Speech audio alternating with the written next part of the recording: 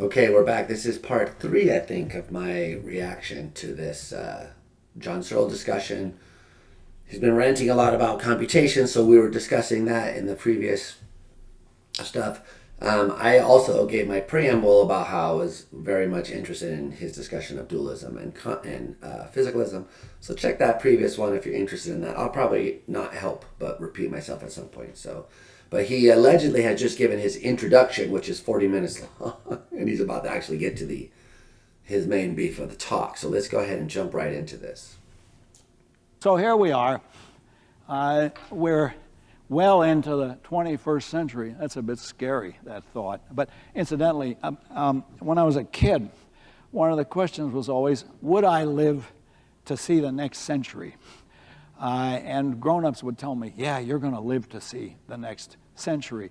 And that's a great idea. I did get to live the next century. The problem is that if you're brought up that way, when the next century comes, it's as if the calendar had stopped. You know, then, oh, we're in a new century. Oh, yeah, they have dates too. But anyway, it takes getting used to it, get used to the 21st century.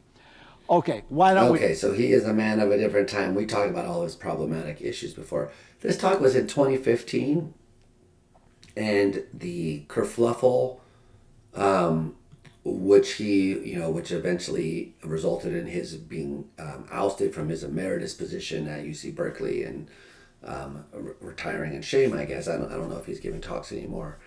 But he was found to have done some wrongdoing and violated the university's policy after years of allegations and so forth. So I'm not going to rehash all that. But so this was 2015, and that stuff happened in 2017. So this is just 2 years before the beginning of that. Wow. Okay. Nonetheless, we're going to get to the consciousness. Solve the problem of consciousness. Why don't we just get busy and solve it as a biological problem? How would we go about it? Well, it seems to me, if you look at the history of science, there are 3 steps that typically you go through when you solve a problem like this. First, you discover correlations. You discover that a consciousness is correlated with certain types of neurobiological processes. And secondly, and we're all well on the way to that. There's even a name for these correlated processes. They're called neural correlates of consciousness, and the literature is abbreviated as the NCC. And there are is a lot of research done on discovering the NCC. And the great device that enables us to do that is the functional magnetic resonance imaging, which is, I think, a revolutionary tool in cognitive science, generally psychology and cognitive science. I mean, look, there's no doubt that it's revolutionary and that it's an extremely important tool, fMRI. But does it really allow us to discover the NCC? Well, there's a whole lot of debate about that currently.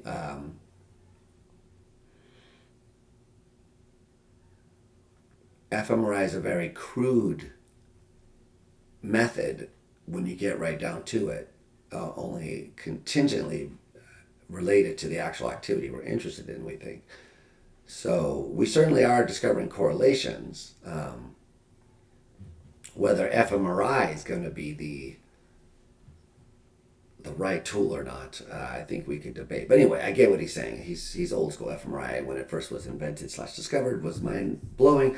But you have to keep in mind that really what you're looking at is blood flow in the brain, subtracting out a bunch of background information. fMRI doesn't penetrate to the deep layers. There's lots of suggestions that you can't find things on fMRI that you can find if you have ECOG, electrical ECG, right on the.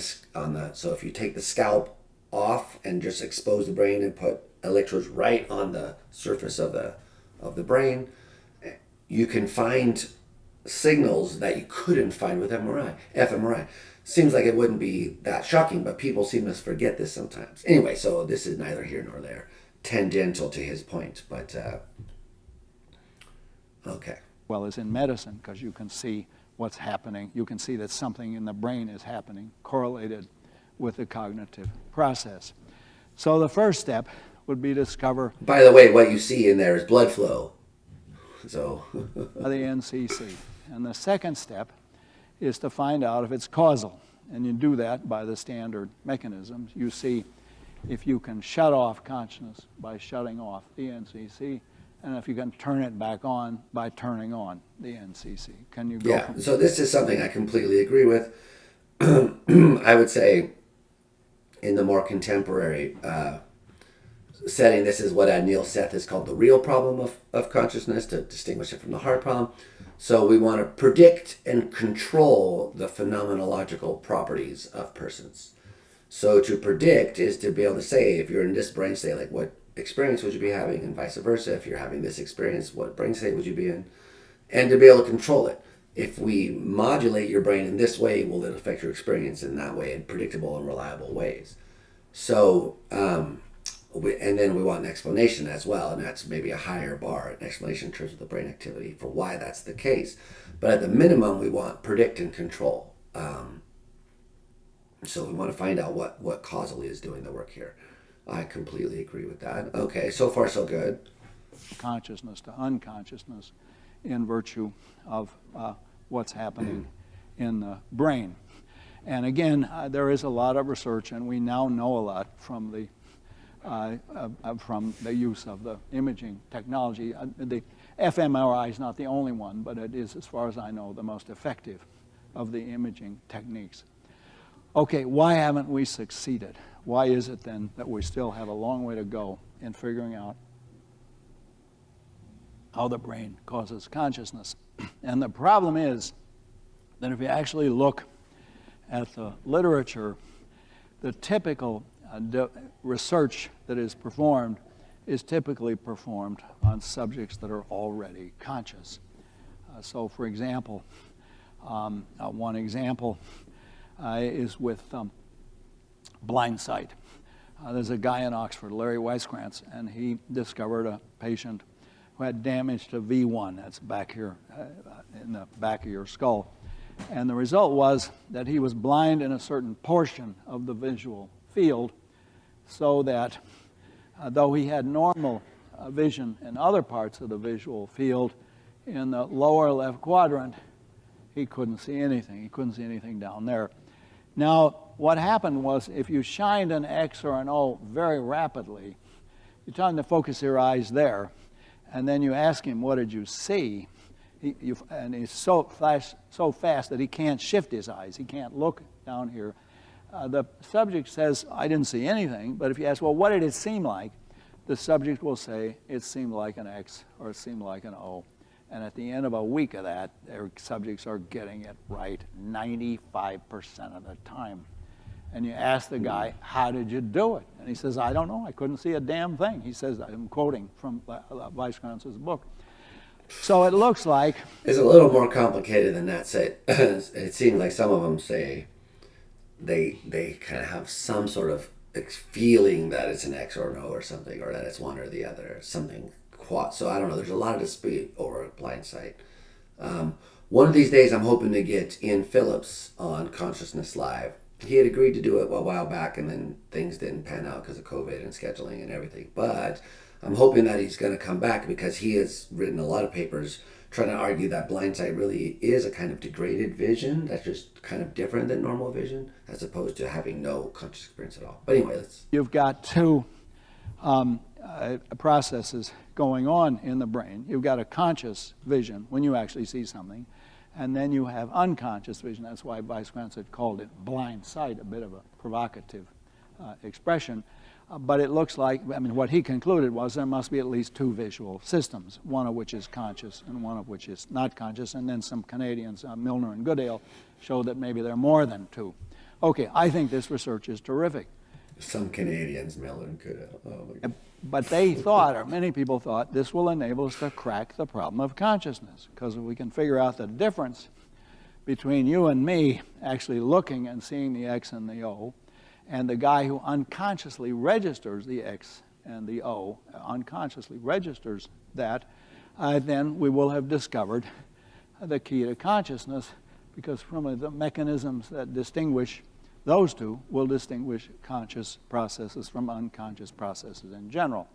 And this research is part of a general project in psychology, which now has a long history of Gestalt psychology and Gestalt ambiguity and Gestalt switching. And the most famous example, one that every philosopher got from Wittgenstein, is the famous duck rabbit. And that, though I've done an even more incompetent job than usual of drawing it, is either a rabbit looking up at the sky, looking at the moon. These are his ears out here, or it's a duck looking that way. Has everybody got that? Now, it's very interesting, I find this kind of stuff fascinating because the stimulus is constant, okay? There was no change in the board when you see the rabbit and you see the duck, yet the experience is different. You have a constant stimulus with totally different experiences. Furthermore, once you lock onto one or the other, it's very hard just to see it as what it is, just a bunch of lines. And notice an interesting fact. It doesn't look the least bit like a duck or a rabbit. If you ask somebody, go buy me a rabbit, and somebody bought you something that looked like that, you'd want your money back, right? Okay, but now there must be some point in the brain at which it switches from seeing the duck to seeing the rabbit. And if you right, so this is a robust research program on binocular rivalry and bistable perception. And he's describing basically the contrastive method that was used in a lot of early consciousness science research, where you try to find cases where it's conscious and unconscious and see the difference between the two.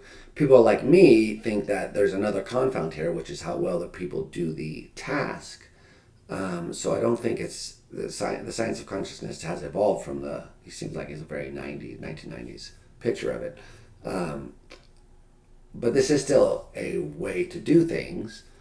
What's his critique here? So, and I also know in the background there's Searle's basic idea that his distinction between the building block and the other approach. So start with individual bits of conscious experience and build up the whole field of experience, or start with a field of experience and abstract away to the little bits.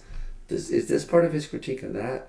Where are we going with this? I'm a little bit confused. Find that point when it switches from one form of consciousness to another, you'd have the NCC for those forms of consciousness. There are lots of experiments like this, and I don't have time to go into them, but here is the problem with all of these experiments, and that is they're performed on patients that are already conscious. They're performed on subjects that are conscious, and what we want is to figure out how the brain creates consciousness in the first place. You see, here is a remarkable fact. So I guess I sort of am on board with the point that he's making here. There are different concepts of consciousness. So one is sometimes called creature consciousness, like when you're awake, responsive to the world and walking around. And the other is sometimes called, awareness or state consciousness, or the contents of consciousness, or people come up with all kinds of different ways of talking about it. But basically the idea is that there's the stuff in the stream of consciousness, and then there's me being awake and responsive. So I think I think this is where he's going with this, is that we want to understand how the field of subjectivity or whatever, the subjective point of view gets made, not just like what parts, the content. So he's not as interested in finding the correlate. So if you're seeing the red apple, this is what, I call the distinction between phenomenal and subjective character, following the tradition, it's not like I made up these terms or anything, but I follow a certain way of using them, where in phenomenal consciousness, we have the phenomenal character, which is the specific what it's like bit, and the subjective character, which is that it's something that it's like at all. So if I'm looking at a red apple and a green square, and I'm looking red apple, green square, then what it's like for me to see a red apple is different than what it's like for me to see a green square. But they both have in common that it's like something for me. That is my point of view. I'm the subject. So there's a me having the experience and a thing that I am experiencing. That seems to me to be the difference between phenomenal character and subjective character. And so many people try to focus on trying to find the neural correlate of the phenomenal character bit, which is the difference between the red apple and the green apple. People will use other terms like mental quality. I mean, the language here is really a mess. There's no doubt about it. It's fucking a shit show. So there's no doubt about that. However, all right, so that's how I would use these terms. So what he's saying is that these scientists are barking up the wrong tree because they're looking at the phenomenal character, not the subjective character. That's how I would put it. But the way he would put it is that they're not explaining the difference between something being conscious or not conscious. See, it seems like you could easily get that confused with just being awake. Like they're not trying to explain why you're awake or asleep. There's a different group of scientists interested in that. They're trying to explain the difference between experiencing red and experiencing green. Okay, well anyway, so I think I think I see how he's going with this. Still haven't got to the bit about dualism and physicalism, but All of my conscious states come to me as part of a unified conscious field. So I don't just hear the sound of my voice and taste the water as I drink it and see the people standing at the back, but I have all of them in a single unified conscious field. And what we want to know is, how does the brain create that conscious field? The problem with these experiments is that the NCCs are too local. They're too local. They're local to specific parts of the brain activated by specific stimuli. But what we want to know is, how does the brain create consciousness in the first place? And it's very hard to do that, very hard to discover that with existing research techniques. Why? Well, you see, the standard picture that people have is that perception creates consciousness. And in a way, that's right, because my perception does give me consciousness I didn't have before. But I like to think of it this way. Imagine you wake up in a dark room, as I did this morning, away from home, and your first feeling is, where the hell am I? And it's dark, and you're not having any stimulus. All the same, you can become completely conscious, even though you have minimal perceptual stimulus, virtually none. Then you get up and get dressed and brush your teeth and go and have breakfast and so on. Now, are you creating consciousness when you do that? Well, in a sense, you are, but I want to say... What does he mean, creating consciousness? What the... right way to think of it is, when you woke up, the brain created the conscious field, and then your activities modified the conscious field by introducing perceptions into it. So one of the reasons I think we're having so much trouble in neurophysiology discovering the actual mechanisms by which consciousness is produced is that the research techniques that we use, single cell recordings and various imaging techniques, they're too local. They're too local, too much to do to specific reactions to specific stimuli. And what we're looking for is a general account of how the brain creates the conscious field in the first place. And we're a long way from that. That, I think, is the most exciting question in the sciences today. How does the brain create consciousness? And I hope somebody here, one of you, or maybe a team of you, will discover that, because it is an exciting question and research is going on. Now, part of... So, okay, I've always, I think I already anticipated and hinted that this is, because I already knew sort of his views from before. But yeah, so this consciousness field thing, we want to know how the brain creates the consciousness field. So I do like this critique that you don't want to just say, and maybe you could think of someone of a certain kind of theorist who thinks, look, you have the phenomenal conscious experience of red and the phenomenal experience of a shape, and you put those together, and you sort of start with the little blobs of just mental paint, essentially, and then you end up with this painting. So he's arguing against that. You're not going to find little conscious bits, but rather the solution to the problem has to be in the brain as a whole, what it's doing, which allows these things to enter into the stream of consciousness, so to speak, which the brain is producing or somehow is enabling this stream of consciousness. So I like this way of thinking about it. And I guess it's influenced, my own way of thinking about the higher order theory as the inner awareness bit as the thing which is doing that. I know Searle doesn't like that, and that's fine with me, but now that I'm thinking about it, this is a sort of related to that. I think that the stream bit comes from the I am part, and the red and green comes from the I am seeing green versus I am seeing red. So interesting. Okay, so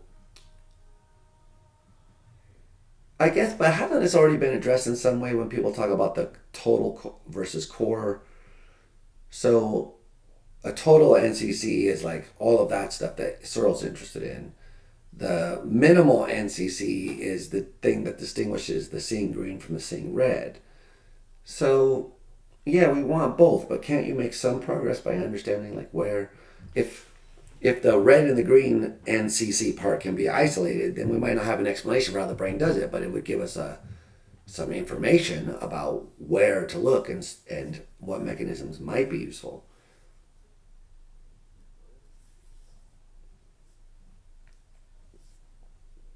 I do think there's maybe a tendency to misinterpret this if people are thinking, like saying we got to go beyond physicalism and dualism. We've got to talk about the brain generating a conscious field. I think there is a way that you could interpret this as like being idealism, which isn't bad. I'm just saying I don't think that's his view. So yeah, interesting. Okay, well let's. Still haven't got to the dualism, physicalism stuff, but I think this stuff is important and interesting. The unity of experience taken as an empirical constraint on what a science of consciousness should be trying to explain. I think it's an interesting idea. Okay, but let's continue. The difficulty is I've been militating against is don't change the subject. If you change the subject, if you think, well, what we really want to do is to discover the computer program in the brain that's creating consciousness. No computer program is creating consciousness. It couldn't, because the computer program exists as a program only relative to a computational interpretation. And what we're interested in is what are the distinctive observer-independent facts about the brain that enable it to create consciousness. Well, I didn't cover everything I wanted to cover, but with your patience, I managed to cover at least some of it. Thank you very much. Wait, that's the end? We're not even going to get to his business about dualism and physicalism? Maybe it'll come up in the discussion. So let's go ahead and take a break, and we'll come back for the next part. We'll take the questions and answers. Holy moly, okay.